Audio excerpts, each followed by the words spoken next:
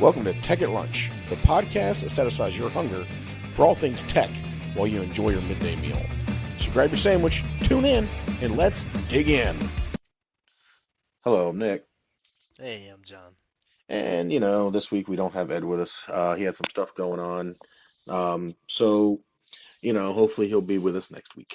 But we wanted to jump back into our 3D printing series. Something that is really, near and dear to us, and something that we kind of find enjoyment in, and something that we find fun in, and we something we want you all to have fun in. And the thing is that fun can be taken to an education, it can be taken to a career, it can be taken to whatever. And that's kind of why we want to jump back into this. And we kind of want to look into we talk about 3D printing. However, sometimes we forget to talk about, and we talked about evolution. So we don't really need to get into, hey, the materials, the print beds, so the beds that you're going to be using on these 3D printers, and also enclosures, and kind of what type of enclosures are needed for what materials, because there's different ones. There's just a standardized, enclosure that's heated by the bed. There's a heated enclosure. There is temperature controlled enclosures, if you want to go that route, and there's different beds, PEI and whatever not out there, or if you're doing large format 3D printing, it could be a sheet of hardwood. But, you know, that is, kind of what we want to cover this week. But so when we're talking about all that, what are you thinking? Yeah, it's so many different directions. Some people that would like outside looking in would hear this topic and just say, "Well, what do you mean? You just print on the print bed?" But the material that you print with is just as important as what you're printing on. I mean, and in some cases, some of the harder prints won't stick to anything but themselves. So you have to have a print of the print bed, Hmm. or the material has to be the same as the and the print bed as the filament. So in a lot of these cases, it's difficult to kind of put everything into examples because I've only worked with maybe a half dozen surfaces, I would say. But you can see we went to a couple events and we saw a couple more examples, like what you were talking, the large format, just printing on some plywood. Like you think about that process, that process involves, um, well, specifically for that LSAM machine, I think Thermwood, if I'm not mistaken, was the company. I might be wrong on that one. Um, but the LSAM was definitely the machine that they were printing on, or they just peeled off the bottom layer because they didn't care that it took a little bit or damaged the bed. They can replace that bed easily. It's not too difficult, and especially with large format printing, you want the quality defects are amplified, right? So you want to be precise, and if you could take off the imperfect layer, why not? But yeah, so you can start. I mean, if you're starting in 3D printing, you're probably experienced with a silicone bed. That's what comes with most Enders. Um, Possibly a glass bed if you've done a little bit more research or upgraded a couple things on your printer there. A lot of the ones that are coming out now are gonna most likely have some type of PEI bed. It's $20. I mean, you grab it on Amazon. Most of the beds around the size for like a 150 by 150 millimeter is going to be about 20 30 bucks, depending on if it's single versus double sided. So then you get into like there's so many different textures you can like introduce, um, but the core of what you should be focusing on with the introduction of different types of print beds and things like that is in the the way that the material that you're printing sticks to it, like how it reacts. In a lot of cases, it's challenging to keep a print to sticking to the bed instead of just kind of gliding around the print bed. Um, and in other cases, they fuse to the bed, so you have to cut them out. So you have to like kind of gear your print to the situation at hand. Um, so the tough part is that uh, in all of these cases, not only are you thinking about what your temperature that you're printing in, you have to consider the temperature of the print bed. Is that temperature even across the bed? You have to take a lot of thermal. I wouldn't say measurements because your printer's doing a lot of the measurements, but you should it would you would calculate your slice to kind of consider these things so you don't avoid like squishing at the bottom of your print over the weight of the print because the temperature stays maintained for the time of the print. So there's a lot of issues introduced with certain print beds, and some print beds hold temperature better. So they're more efficient and more even and things like that. So it's a lot more scientific than, I mean, at first glance you just, I mean, doesn't matter. They're just a printing in a spot that's like clear and like flat, right? No, it's also very important what that print bed is made out of, right? It's like you mentioned the, print bed, some filaments have to stick to themselves. I have tried, mind you, it will stick to other things. It will stick to polypropylene. It will stick to TPI or TP. No, sorry, PEI. My bad. Um, However, polypropylene will also stick better to itself. So you have to do the usually have to do the polyurethane, the polypropylene sticks, the glue sticks, and all sort of crap. But I got a print bed for my Ender to print that stuff on, to try it and see how that works. Just to try, really to be honest with you, just giggles at this point because it's a filament that is very hard to print, but ironically can print perfectly fine with a regular Ender. Yeah. Yeah. I don't unenclosed too, which is even weirder. Um, so Yeah, don't it's ask me. crazy. It's like a step up. It's crazy how you like when, I mean, filaments get finicky, I should Hmm. say. Like these tiny temperature changes, like you just um a breeze or the fan being on in the room with your printer, it's not going to affect your PLA or your PETG that much, right?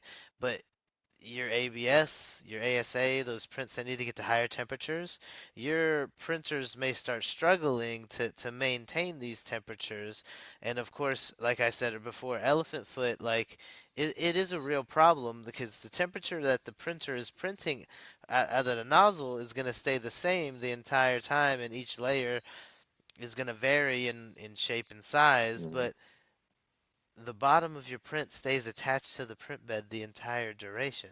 That first layer is vital to the rest of your print bed, or your print finishing, right? And funny, you mentioned this, and this is and I'm going to bring up a conversation we've had in the past is, the wonderful world of glass beds, guys. Some printers come with glass beds, or you can go buy the glass beds. Hmm. Heave the warning of don't. I have one. Yeah, Hmm. most people do. Most people do until you put PETG on it, Yeah. and then it just decides it doesn't want to be there anymore. Um, I've also had the unlikelihood of, or the, I guess you could say the unknowingly, of printing PETG, since that was my first film I ever tried, onto a standard Ender bed. Like the little silicone bed or Yeah, the yeah, glass one. Oh the yeah. silicone, and it ripped the silicone apart. Oh yeah. While I've had people put them on glass beds and try to peel it off and shatter the glass. Hmm. Um, so make sure that whatever print bed you're using is rated for the material you will be using. Yeah, it's hard. It's hard sometimes, like to see, like if you don't have like a material data safety sheet, like MSDS anywhere nearby, and it's going to be difficult to find for a lot of these things. They don't like ship with them outright unless it's like definitely chemicals that you're buying, right? Hmm. It's hard to judge some of these things. So don't push it if you're trying it. Like it's totally okay to fail, right? You just learn something new from that. And print, like I was saying in the past episodes, print a temp tower. Yep. You'll quickly find out what temperature works best for the print the print filament or even the bed, like if you spread the tower and change temperature or you could, there's a few other types of smart prints that you could do to test some of these things. But you should see um, you should consider an enclosure is kind of what I'm getting at. 'Cause it controls more your environment, right? It controls more of the temperature changes and stuff like that, which is why other prints become difficult with certain print beds too. So like certain filaments won't stick to print beds because there's a breeze and the core temperature of the print changes low enough for it to pop off the bed. I've had that happen a few times. Mm-hmm. So Quite a few. yeah, so we're talking about trying to control everything that we can control, right? And I mean that's kind of what the podcast is about in a lot of cases when it talks about industry is like we're trying to control the situation and make it behave in a way that's beneficial towards us. So I I the only way to increase your chance of success is by controlling more of um, the aspects of the test of the print, the temperature, the ambient temperature of the print by putting an enclosure in there. You can even measure and test for the temperature of the hot end, the temperature of the print bed, the material of the print bed. These are things that you're starting to control to try to, you know, ensure that your end goal is what, you had envisioned. Right. And Um, the thing is, failure is one of those things that it's going to happen, especially as you learn your 3D printer, as you learn your print bed, as you learn your enclosure, as you learn the material. So don't take it as, oh, I failed. I don't know what's going on. 95% of your failed prints is because your bed's dirty. So oh yeah, clean it with isopropyl alcohol, the 99% stuff. Um, if you have to, order it by the gallon, especially if you're new. Um, and use the living heck out of it. Um, evaporates fast, so yeah, you right. should get a lot on And there. I've always learned and always started now, whenever I buy a new print bed, which I haven't had to in a good minute, but I always spray it down with isopropyl alcohol first. Just to just make sure everything, there's no shipping greases or anything like that that could cause a problem. Um, and then also remember, most of your PEI sheets are double-sided. So they have a rough texture on one side and a flat texture on the other. Um, Sometimes it's because they're made for different filaments. Yeah, it's Uh, most likely going to be outright. It should be outright explained on the outside of your packaging.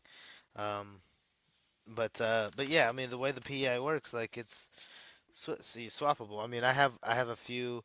I bought mine specifically because I wanted smooth sides on both, so I bought one that was double-sided smooth. mhm. You can actually get those focused like that too. So, Yeah. and to Nick's credit as well, since I did that, it's almost like I got a two in one there. If I messed up, I flip it, and I haven't had to buy a print bed in quite some time too. The only thing that I've done to damage it was adjust my Z offset too low and it scraped. We've all So done that. yeah, you can't. I mean, you can't fix that. We've all left the But divots. It's like yeah, golf. yeah. For some reason, the BL Touch was just like, no, you're good. You're I had the good same still. problem with the Ender Touch too. It's well, it's going to be down here someplace, but we haven't found it yet. Yeah, you're going through the bed, and it's like, you got room. You got room. Keep going. The And worst like guide ever sometimes. and also when you're really bad at typing and you're tired and you're configuring a Voron at 2 o'clock in the morning because you can't sleep and you got to work the next day, and you accidentally type in 355 instead of 350 and not taking into account that the bed's so high, yeah, you'll do the same thing too. It's gonna get there. Oh, it will. Yeah, Well, eventually. unless you turn it off, it's gonna try to get there. Until it knows it's there, like it's not gonna stop trying to get there. I've had many of prints where I've had to cut that damn thing off because it was going to go through the Yeah. bed by mistake. Put an e-stop Whoops. on that thing. Yep. Like, And oh. and as the printers get smarter, Yeah, sometimes, they prevent themselves from doing such things. However, when you build your own, you're kind of at your own mercy of whatever you did wrong. Yeah, it's tough. I mean, in some cases, the the switch is to are placed in such a way that it measures the minimum, Hmm. and you just have to make sure that you have the maximum low enough that it doesn't go off. So I mean that kind of for some printers was a design choice, Yeah. I right? went with the tap on my Voron and, Hmm. absolutely love it. It saved my bed on so many occasions. Just because of, the goofy issues that it does, on occasion present itself. Especially But with the size of that print bed. yeah, yeah, it's a little hard to find. So, it's one of those where, on occasion you have to order from China. Um, Hmm.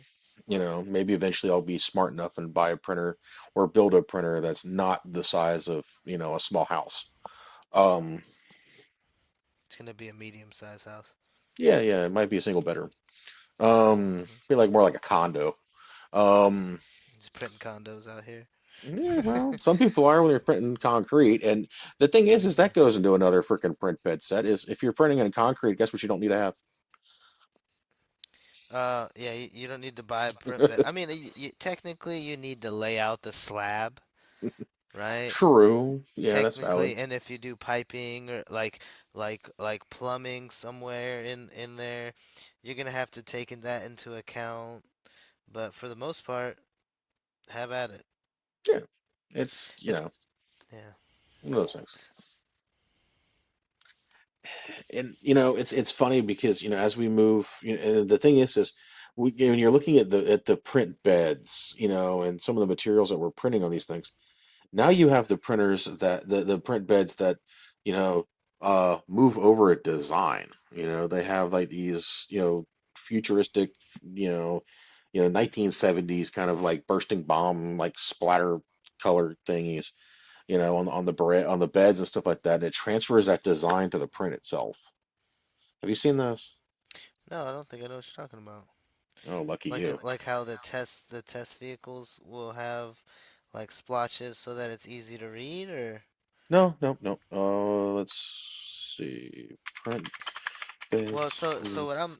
what I was thinking um was like so we talked enclosures, but we also need to talk about um uh, like the process that you have to consider the process you're printing for to choose. It's almost like choose your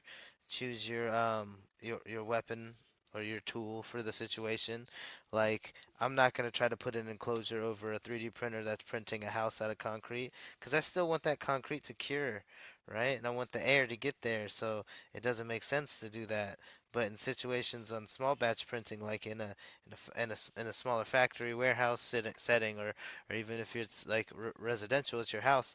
Like it almost makes sense to have an enclosure, because you're gonna have a lot of different varying. If you're in a warehouse, doors are gonna be open and things are gonna be moving around, lots of breezes and drafts. It just makes sense. It's probably the same thing in a house. Mhm. And I was talking about the 3D printed, the textured surfaces. It's kind of like what you would look at for like a PEI.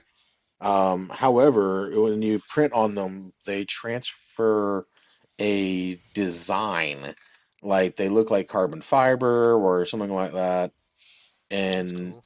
it leaves designs on the bottom of your prints. They're good. They're really just PEI sheets that they're charging you more for. Um, They just etch designs in it already, so it yeah, shows when it's done. yeah, pretty much. Huh. Well, I mean, that's one way to get your branding out there. Yeah, yeah. Or make fake carbon fiber, one of the two. Yeah, right.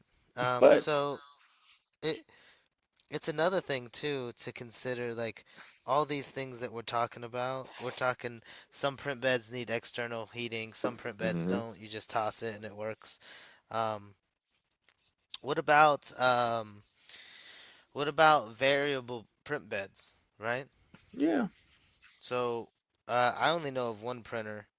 There's probably lots of printers that can do this, but I only know of one printer the Prusa XL that has like regions of the print bed heat up.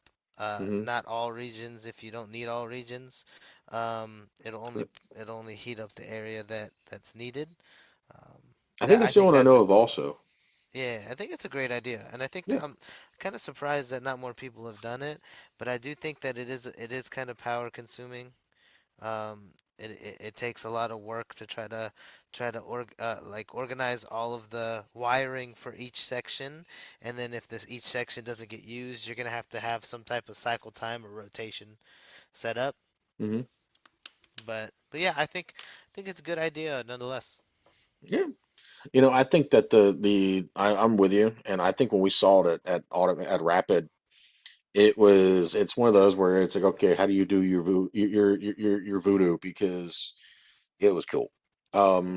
Yeah. And you can do multiple prints in different locations of that printer, and they can be at different temperatures, because not everything's gonna stick to the same temperature. Some things may be higher, some things may be lower. Oh man, and it had several hot ends and several Bowden tubes, so it could Yep. print in multiple materials and multiple temperatures at the same time. Now that's a little bit harder, especially if you keep an enclosure. It's gonna Yeah. equalize it at a weird temperature. That's probably why we haven't seen one come out with a disclosure yet. Huh, that makes sense. And if you start thinking about it, also when you start getting to your more commercial printers, you start dealing with the vacuum beds. Wait, Um, vacuum beds? What do you mean? Like yeah, suction?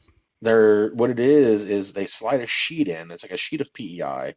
It's like what they do on the who is it? Oh, I'm gonna can't remember the name off the top of my head right now. But I know they like, oh, when do we have at work? What do you mean? The Stratasys? The Stratasys, yes. Stratasys is a big one on there that does those. Um, and you slide the sheet in and it sucks it down on top of this flat build surface, and it prints on that. Hmm. So when Okay. you release it, it just pops the sheet free and you just peel it off and chuck the sheet. Um, it's Nice. more waste, but again, it's a commercial system. It's for different materials and all the other stuff. But it's an unheated enclosure and all that fun stuff. Um, and then we start really, especially when we're talking about enclosures, that's when we start getting into, do you need a heated enclosure? Do you not need a heated enclosure? Do you need a enclosure with more or less vacuum, as far as I'm pulling all of the smells and stuff like that out of my enclosure, or ventilation, sorry. Um, and do you require other things to go on with that? Um, to segue into a lot of the heated enclosure debates is the we saw that at Automate, and I don't know Automate, but at Rapid, and it took you for a loop, Hmm. was the heating of each individual underlayer. Hmm. Yeah, So it's impressive, man. the thing is they were still running that in an enclosure. How? And Yeah, I think it makes sense. I mean, it the would safety probably thing. help. It probably helps because they don't have to heat as much.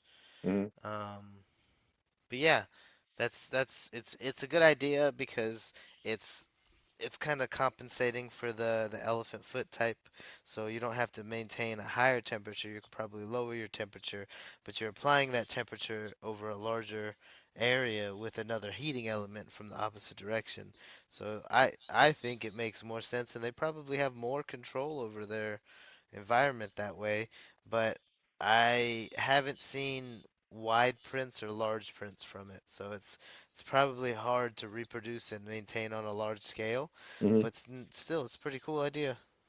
And we're seeing more and more of the heated enclosures coming for um, some of these more, I guess you could say, radical, um, uh, 3D printing companies that are building, what is it, printers that can do PEI, that can print in PEI, that can print in some of those higher temp ultra filaments for, engineering. We start seeing them with these, 600 degree freaking hot ends and enclosures that are 300 plus degrees Celsius. That is. Yeah, especially when it gets up to those temperatures, it's probably not creating a great gas for you to inhale. I Yeah, think probably not. there's a couple filaments that create like toxic gases, so having that enclosure probably is saving your life Yeah. if you're printing those things. And the funny thing is, you look at these guys and the people who are, really taking the high temp, high efficiency printers to the max, they're also making their printers open source. Well, not really open source to an extent, but they're putting the best of the best in there. They're putting the most open source type of equipment in there that you can replace if it breaks. So you don't have to call them back out to fix it. So that's when it kind of goes back to, hey, sometimes these guys actually get it, sometimes they don't. But, your enclosures, you can build an enclosure.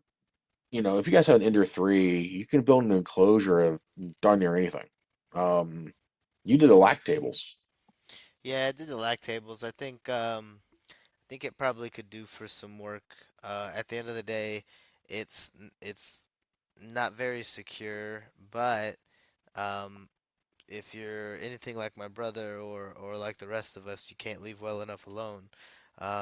He went out and got some of the sheet like insulation and cut it out in the shape of the walls of the enclosure there, so that he could put the acrylic that he had only a thin layer of, he could put some insulation on the inside and have it maintain temperature better. That's such a cheap idea to solve a problem. Like he just bought one board and he has the IKEA lag table and he's good on both sides now. Like Hmm. it's fully enclosed with this, and the temperatures be able to be maintained a lot easier.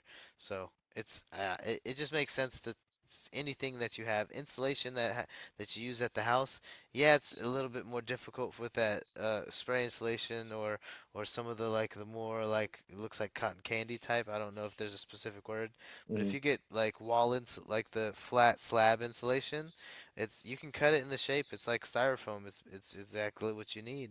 And then if you get like a thin layer of acrylic to screw in on one side, on the other side of the insulation, you have an enclosure. That's it. I Yeah. mean, you just toss a sensor in there, something that checks your temperature, and then you could even measure that while you're printing to see if there's any deviation. Hmm. So. Didn't think about that. Yeah. Yeah. Well, I mean, that's what Jeff's doing. He just tossed an extra like he had a sensor that he had in his hot end, Hmm. um, like a little probe. He just tossed another one in there into the enclosure just because he had an extra and it was laying Yeah. around. That's what I did. I did I have on my Voron, I have the ability I have a temperature probe that hangs on the back wall. Yeah. That tells me what my enclosure temperature is. Um, towards the top of the chamber. Because that'll tell me if I got adequate heat through the entire chamber or not. But, I'm not a big fan of how they did the the mounting on the Vorons. So at least for the the polycarbonate sheeting. So eventually I'm going to change that how that mounts because there is air gaps at the top that aren't covered by the foam backing, and I figured I could do that a little bit better. Um, but the thing We is, can't leave well enough alone. exactly. That's why Gotta I want fix another things. printer to print the parts for this one. But it's one of those things. I eventually want to change it over to a single door instead of a dual door. But I just got to really get back to 3D printing a lot more, and hopefully that'll get me back into wanting to do it again. Oh yeah, Or never not ending. really want to get it doing it again. I keep wanting to do it. It's just the fact I keep getting stuck at school. Yeah, it's a good problem to have. I have shit to 3D print though. Yeah, That's yeah, the yeah. problem. That's okay. It's okay. The I'm gonna be school will printing come some in stuff handy. for one of my friends for school for her classroom, and yeah, things take time. So Hmm. told her she'll get it by the end of the first semester at this rate. Yeah, they're in the they're summer. They're out of school right now. Yeah, for the most part. That's what, Oh Lord. middle school teachers, what do you buy them? 500 pencils. It's Mhm. just, Mhm. Like you need school supplies? it's one of those things. But I just Yeah. still can't quite understand, all the stuff they go through and stuff like that. I know I need to reprinter one of the holders that she has for her markers and whatnot. But the thing is I can now print that out of ABS. Before it was out of PLA and it broke. So because of the enclosure, I can print out of ABS. Yeah, exactly. Like you can by adding some of these things, you create the environment to facilitate a print of higher quality, I think. Mhm. So yeah, And that's yeah. and Why the we have reason the Voron. why, right? And the reason why I want to go to, a better enclosure for the Voron and stuff like that is because I want to get up to be able to print I want to be able to use it on a daily basis for business and be able to print at those higher level nylon based filaments, and stuff like that for, engineering projects that may come up, and right now does not hold the air needed to or it holds the heat needed, but it does have a lot of stuff that can escape. So Hmm. that's why I need to get it to a point of where it can either do multi filament or it can do so I can do the water soluble filament and a nylon. Hmm. Um, or I just print nylon with it, for any type of purposes that I might need. So, but the thing is that's when you start getting in. The reason I bring that up is it gets into the fact of why do we build these type of 3D printers? Because people are like, oh, you don't really need a Voron to do any of this, what you're talking about.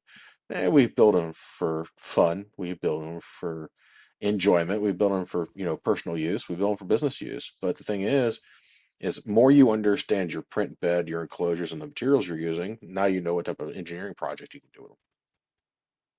Exactly. So, it's just one of those things. It changes a lot of what you're capable of doing. Like I went from printing like small little knickknacks and things like that to keep on the desk to printing like things that are holding weight and um maintaining supports. Like I printed my spice rack supports and I printed like racks that hold um my spray cans in the garage for all the paint or even WD-40 stuff like that. So these things are holding like it's a stack of 12, cans. It's holding weight. So yeah, it just increases the stability and durability of your prints um, to use some of those materials. And I kind of operate in the world of I would use ABS or ASA normally. Hmm. Um, but yeah, yeah, I don't know. I think that's the important part and the reason why we tried to push to this point.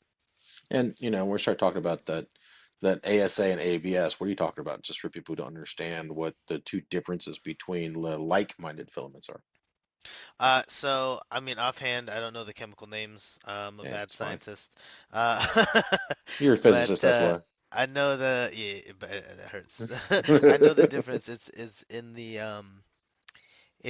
mostly in the so it's a higher melting point, so it's going to need a higher threshold for your print head to get the nozzle to a certain point. It's going to require enclosures, of course, because it doesn't need the drafts or it'll come off the print bed. But at the end of the day, if you print a statue in either and compare the two, they're going to be very similar. The one is just going to have um, a higher heat threshold after it's settled, right? So it can withstand temperatures outside a lot better. It, if I'm not mistaken, Nick, I'm pretty sure that it will. Um, I can't remember. It was like on the tip of my tongue, because we talked about it a couple episodes ago. Uh, Yeah, I with think the one's chemical ASA, resistant and one's fade ASA, resistant. yeah. Yeah. I think that's yeah. ASA was more resistant, and it was more so it had and these degrees that I'm talking are like maybe 20 degrees Fahrenheit difference. So they're pretty darn close. They probably upper end could be like closer to 50, 60 difference. Um, when you're printing as well as the durability of the print to melting after it settles. Uh, yeah, so in all cases, like I've put a lot of my what I learned with PLA and PETG towards printing ASA and ABS. Um, I think ABS is easier to work with, in my opinion, but I would say the quality of ASA is not to be, ignored. And you can also clean them with or not where you clean them, but boy, it sounds like some weather's coming on. Sorry, Um, yeah, it's over here too. but use what is it, alcohol vents and stuff like the vapor smoothing.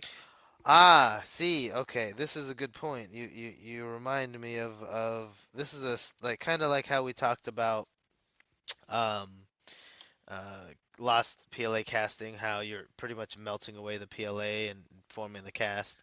Um, this is something vapor smoothing um is a method to smooth the layer lines of ABS or ASA prints.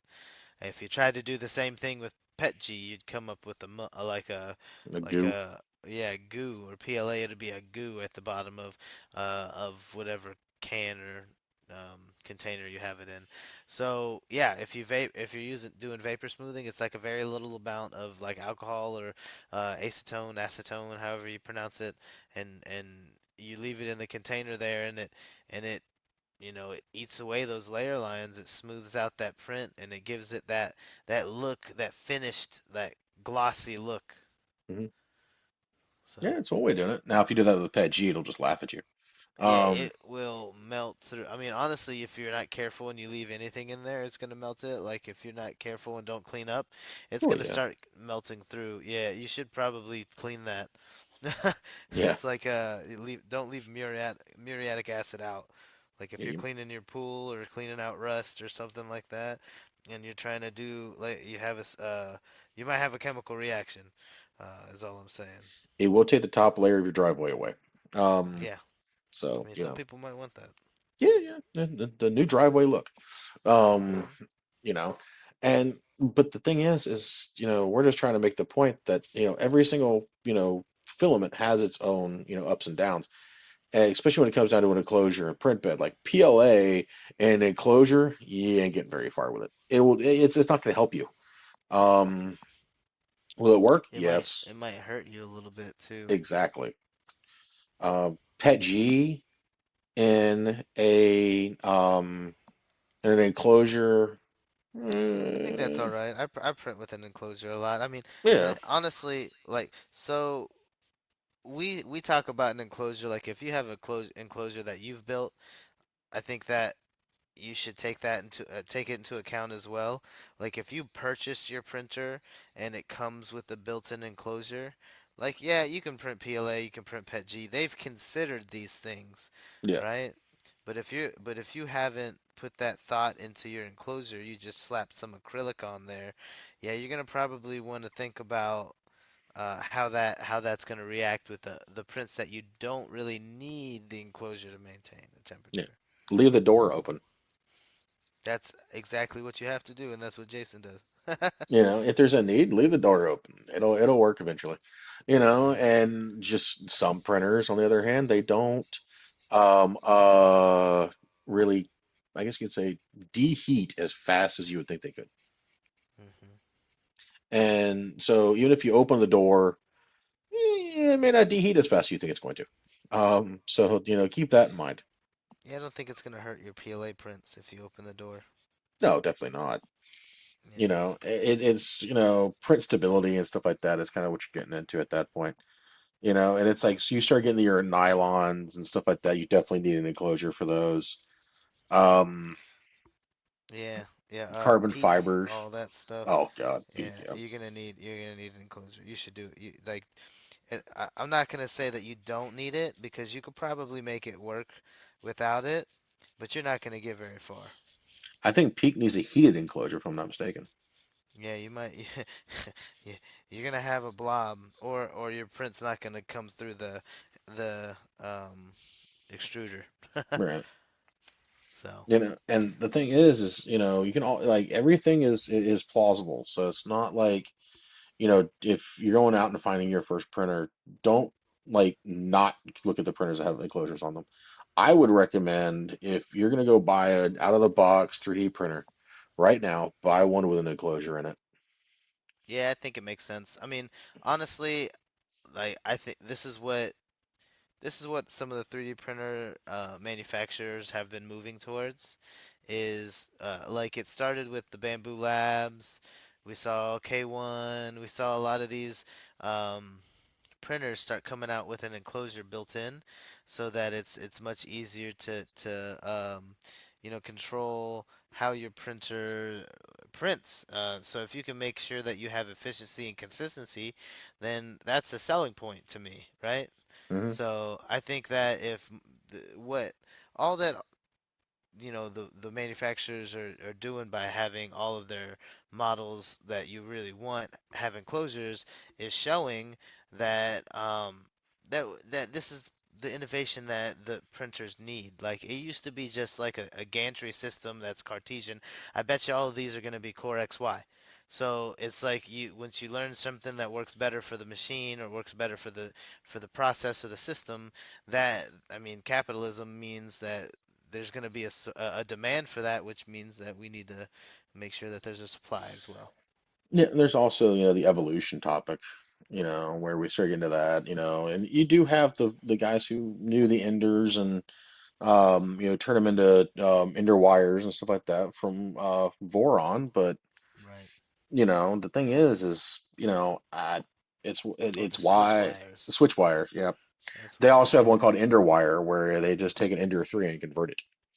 Hmm. Um, So, but the thing is, those are so in depth when it comes down to, is a new guy really going to go out here and buy one of those things? No. Is it somebody who's going to nerd out like the rest of us and spend hours on hours at night and, during the week, building these things just to, see it print a benchy? Yeah, probably. Um, everybody needs the benchy Navy. But, the thing is, I still think that the Ender 3 is probably the best starter printer out there to learn basics. And if you're not very good at troubleshooting, um, buy an Ender 3. I don't know, man. Well, it I think teaches you troubleshooting. oh, it's gonna teach you the troubleshooting. Yeah, I mean that's something. But it might be the most frustrating thing you've ever experienced. Right. Uh, I think a good place to start is can you use the slicer? If you're gonna be able to use the slicer, yeah, get that Ender 3. You're good. If you're struggling with the slicer, I think you should spend a little bit more money to get the one that kind of like makes it cookie cutter for you. Yeah, and the thing is this is where it gets kind of fun because if, you're a parent out there who's buying a printer to have fun with their kids and print things, they have kids specialized 3D printers. Get a printer that's in an enclosure if you have, smaller kids or kids that may have a reaching habit that might reach into something while something's under, operation.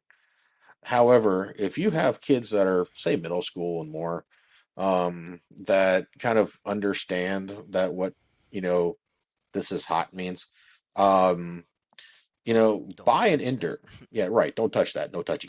Buy an ender. Tinker with it. Make it a pet. Make it a parent child project. Where it's, hey, let's upgrade this thing to the max it could possibly be to print what we want it to print, and then build an enclosure for it and stuff like that. Turn it into a pretty cool project. Yeah. Um, do I tell people to automatically go out there and buy one of the bamboo labs? No. If you're a business and you just need a 3D printer because it's there, buy a bamboo lab because it can print. It can print the materials you want. Well, kind of. Um, it can we can't print all of them, so please keep that in mind. It cannot print like nylon or anything like that. Well, at least not through the AMU or the MMU. It has the print bed you want, and it's got the enclosure. So it has two out of the three things you need. If you're printing with ASA or ABS or something like that, sure.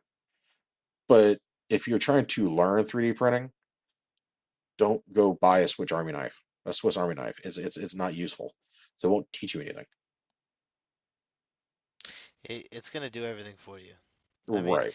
if printing is the goal to learn how to do, you're not gonna learn from that. It's just gonna do it. Like you're gonna have a lot of it's already gonna be laid out in front of you. That's honestly the lazy man's station selection. But if it's the way that you need it to, if you need to print in mass, or you have another project or you need things printed fast and consistently, and you have the spare income for it, it's Then gonna yeah. help you. Yeah, Yeah, it's that's gonna a help different you. story. But if it's gonna be your main printer that you want to like kind of fiddle with and mess with and upgrade and see how far you can push it, yeah, no, it's gonna stay down for a lot longer than you want it to sometimes.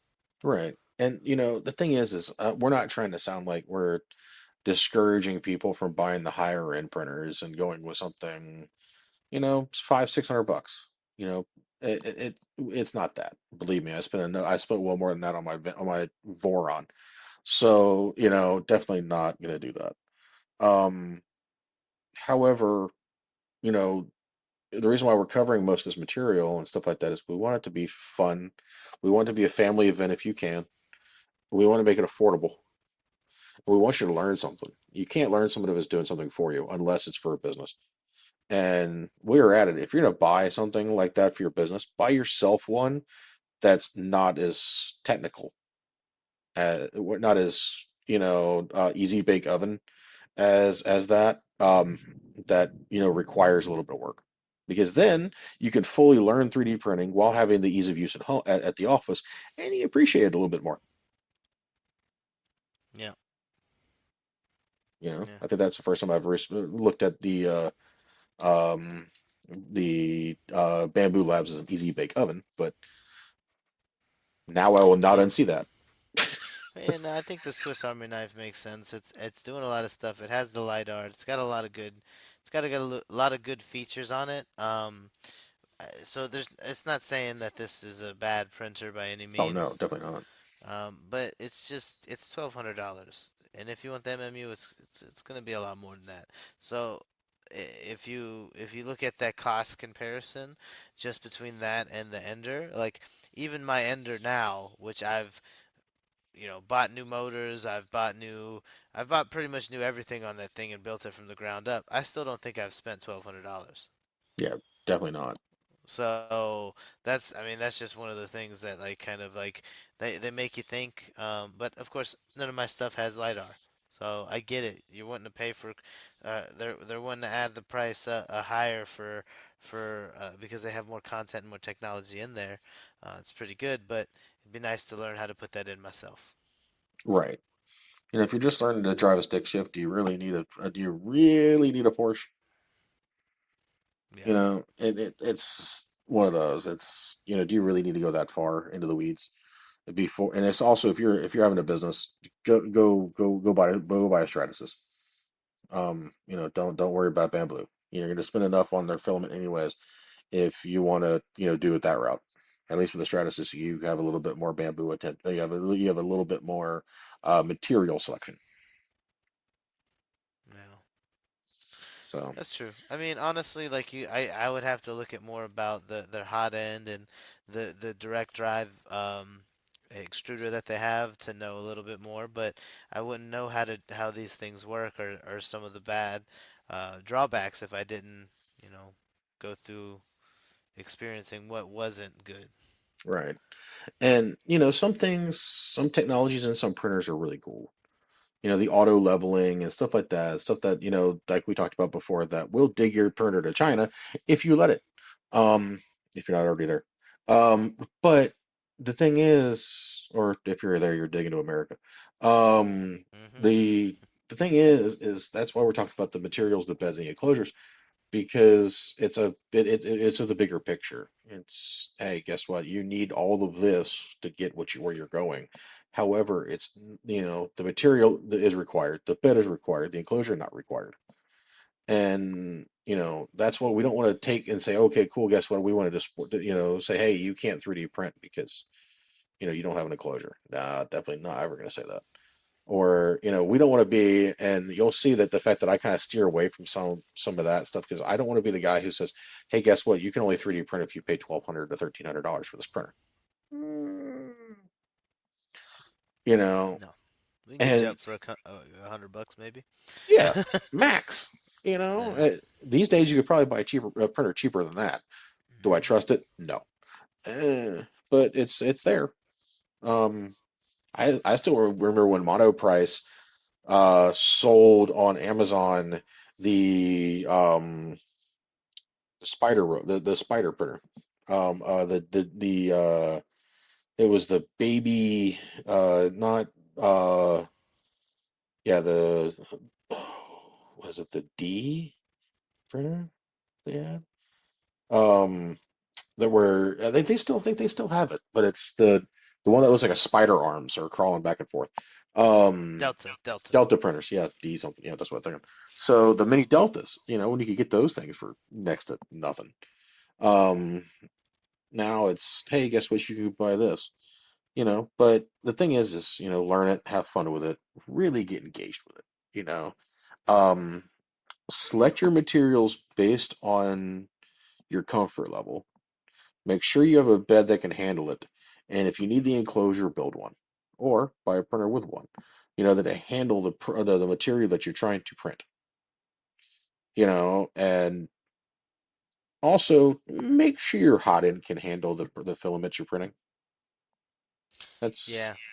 Not just that, but the nozzle needs to be able to maintain as well too. So Yep. so you need to think about whatever diameter nozzle you have. Are you going to be able to maintain?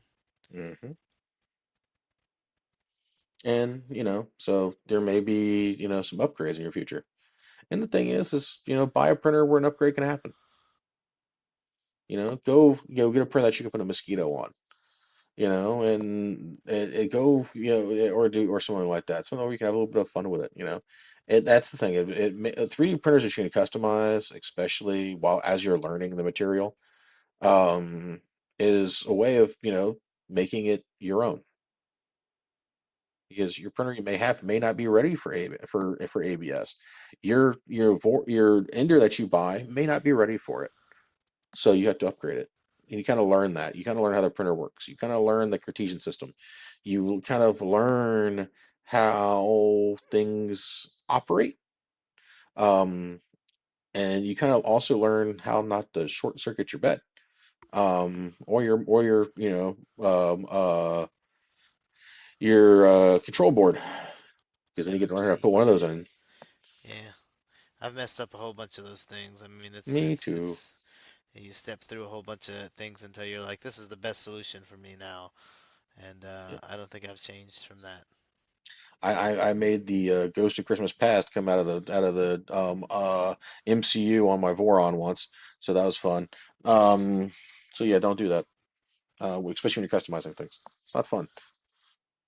And you get to play Yeah. with new firmwares, which you go back and listen to our firmware series ones that we talked about. We talked about Clipper and all the other phones. I think there's more coming out, different ones coming out now. God forbid.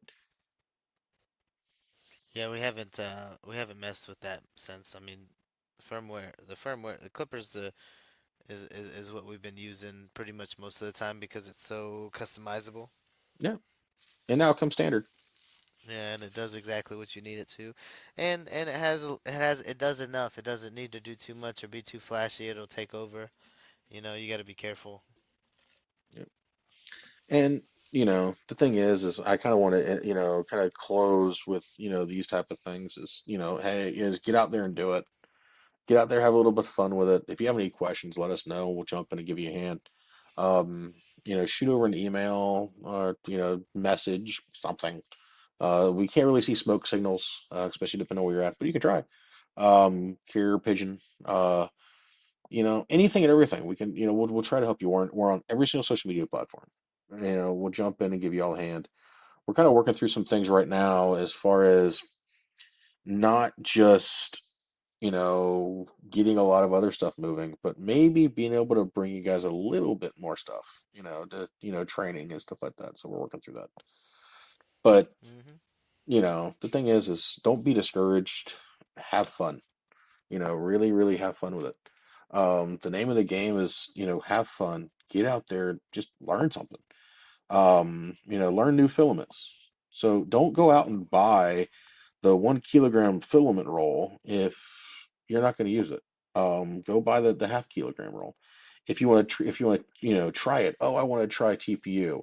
Oh, I want to go try um uh ASA or ABS or something like that. Then, go buy a half roll. Try it that way before you make the commitment, and get the family involved. Make it a Yeah, family that'll event. save a lot of plastic. Yeah. Yeah. And, so, from my side, I think we'll end it there. I think we've done enough talking for talking people's ears off this moment. Yeah, I mean, at the end of the day, I highly encourage an enclosure. I highly encourage a PEI bed if you're printing, and this is commercial, or not commercial, I'm sorry. Well, yeah, It's I would both. agree. Yeah, my opinion doesn't change for commercials, residential, or just like, your everyday um printers that's just looking to, get the job done quick and efficient. I those are my recommendations. You should enclose. You should Hmm. use a PEI bed. And honestly, depending on how much free time you have and how much disposable income you have, I think that's where my that would direct how or what I would purchase if I was buying like a full.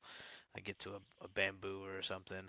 Like I'm probably gonna get a K1 instead. And like it's a step. It's not a step down. It's kind of a competitor, but it's better than paying 1,200 versus six, four, I th five, six. Eh? and there's an MMU coming for it, so I'm probably gonna do the same thing. Just and also seeing those things in motion, they're actually pretty cool. Hmm. But, and that's what I want to, kind of leave it on is, get out there, freaking have fun with it. Um, try new filaments, get a good PEI bed, get an enclosure if you can. Have fun with it, enjoy it, make it a family event. You know, teach your friends, teach your loved ones how to do it because the thing is not all you just bring out, the ingenuity in people. You're bringing out people's freaking, the artsy side of people. You're also bringing out the future engineers, out there. So, those people definitely need to be seen. They need to have some fun with it. And, they get to make, and especially if you have kids that can make their own toys. So it saves you a couple bucks. It'll pay for itself in the long run. Maybe. If you like, things with knickknacks. Yeah, you may even sell, you may be able to give them to your wife, if she likes knickknacks. I've heard some people, their wives collect the Vinci boats they make. I don't know. Um, Yeah, you gotta put them somewhere, right? right, why not put them on the kitchen counter? Um, but thing is at this point, I want to say thank you. I want to say thank you to everybody out there, all 2,709 people who have decided to tune in and listen to us ramble since we've been starting this process. Um, and I want to say thank, go out there and take a look at Printed Heritage. Go take a look at Vulcanara 3D. Hopefully, we got some more stuff coming on that soon, especially with the new logo we got.